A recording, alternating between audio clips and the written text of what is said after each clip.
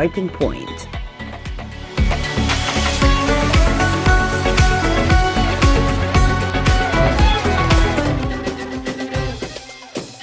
Dear viewers, you're still watching The Breakfast Show live on Nile TV International. We're still being joined over the phone by Mr. Hazem, Askandarani, sports critic, talking about the 27th edition of the International Men's Handball Tournament that is being held here in Egypt. Mr. Hazem, I would like to know from you the curiousness of the government to keep the preventative measures, the COVID-19 preventative measures in place, and of course the safety of the players coming from across the world and their delegations is on top of the priorities of the government. Your comment on that?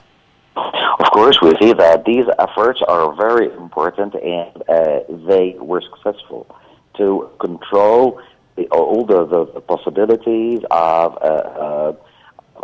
catching COVID-19, either for the players or for the coaches or their assistants.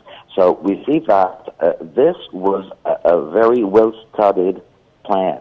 From the moment of the arrival of teams at the airports, we see that it started with the Japanese team who arrived and they played with the Egyptian team, the Egyptian national team, the first match before the championship, and everything was organized perfectly from the arrival to the transfer to the hotel, how they were served for the food or to cover all needs of the players, either for the essential needs for food or drink or maybe or even the meetings of the players with their coaches, and all the things needed were provided by the administration of the championship. So everything was perfect.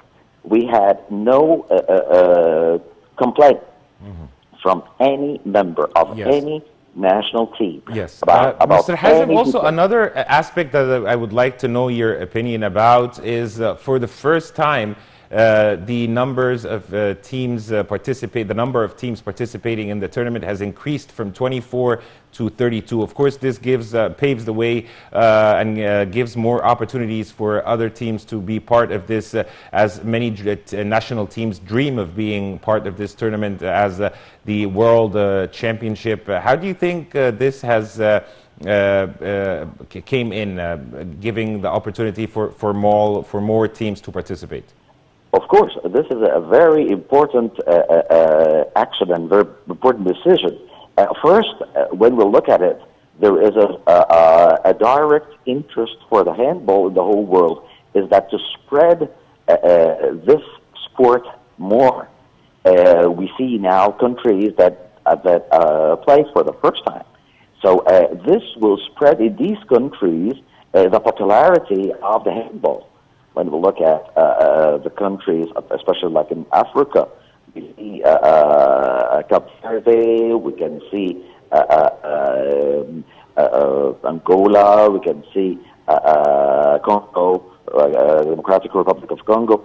These countries, they don't have a very high popularity. I'm talking about handball. So seeing their champion national teams playing in the World Cup, they start for the youth to see that they have a history. They start to create a history in the world of handball. So this will push the youth in these countries to practice handball and putting in front of them some examples to follow.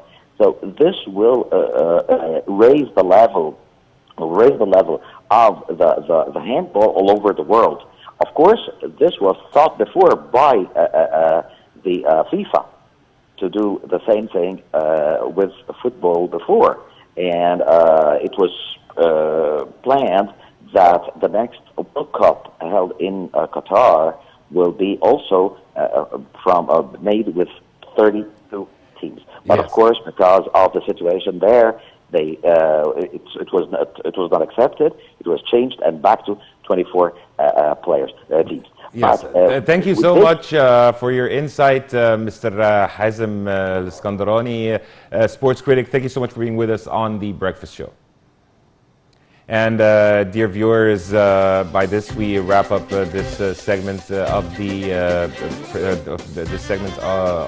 the Breakfast Show, rather, and we move on now to a report looking further into tourism. And we have seen, of course, the players, handball players, taking pictures by the pyramids, by the sea, and in other touristic areas. We're going to be taking a look at this report, this insider report, and we'll be back to resume the Breakfast Show live on Nile TV International.